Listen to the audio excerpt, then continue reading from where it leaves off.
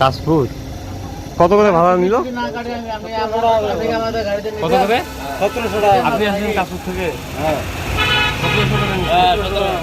1700 ভাড়া। ভাই আপনার কাশফুল থেকে ভাড়া কি 1700?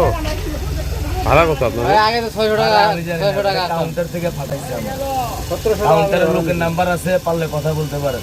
আমরা রিজার্ভ আসছি, আমাদেরকে রিজার্ভ পাঠাইছে, দেখা আছে রিজার্ভ বাস। কিন্তু আপনার তো রিজার্ভ না, তারা তো ভাড়ার কথা বলছে, ভাড়ায় তারা তো বলছে ভাড়ায় কত কাটছে? আপনারা কি রিজার্ভে আসছেন? রিজার্ভ না ভাই, ভাড়া কাটছে। ভাড়া কাটছে নি, জিজ্ঞেস করো। ভাড়া কাটছে কাউন্টার থেকে। এখন আপনাকে ঠাকুরে নামা দিচ্ছে? আমার পঞ্চগড়ে নামা দিবে। ভাড়াও নিজে অনেক 1700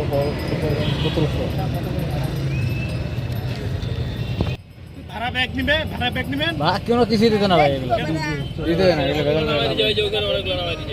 ভাই আসলেন কোথা থেকে? আমরা আসছি কাশপুর থেকে। কোন গাড়িতে? কাশপুর কোন গাড়িতে আসলেন? পিজা গাড়ি। আচ্ছা, মানে আপনাদের যাওয়ার কথা কোথায় ছিল? যাওয়ার কথা ছিল আমার পঞ্চগড়ে। গাড়ি ভাড়া কত দিচ্ছে? গাড়ি ভাড়া 1700। 1700। তো এখন আপনাদেরকে নামা দিল ঠাকুরগাঁয়ে, কেন? কেন বুঝতে পারলাম না, ওনারা তো বলছিল যে পঞ্চগড় কোথায় নামা দিবে, বুঝছেন?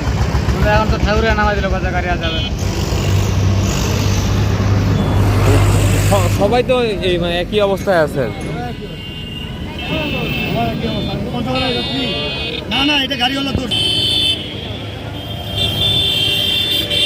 হ্যাঁ দর্শক, আপনারা দেখছেন দূরপাল্লার যে বাসগুলো রয়েছে আসলে অধিক ভাড়া নিচ্ছে, এবং কি সঠিক নির্ধারিত যে স্থান তারা টিকিটে লেখা আছে পঞ্চগড়, কিন্তু তাদেরকে ঠাকুরগাঁয়ে নামিয়ে দিল। কেন সেটা তারা বুঝতে পারতেছে না। তারা ড্রাইভারের সাথে কথা বললো, কিন্তু ড্রাইভার এই বিষয়ে কোনো রেসপন্স করলো না, তাদেরকে গাড়ি থেকে সবাইকে ঠাকুরগাঁয়ে নামিয়ে দিল। তো এইভাবে দূরপাল্লার যে যানবাহনগুলো আছে এইভাবেই সাধারণ মানুষকে ব্যবস্থা করতেছে।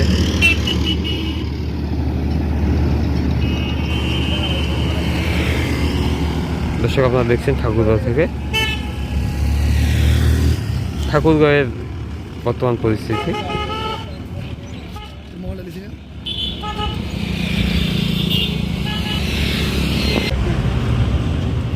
সব মিলে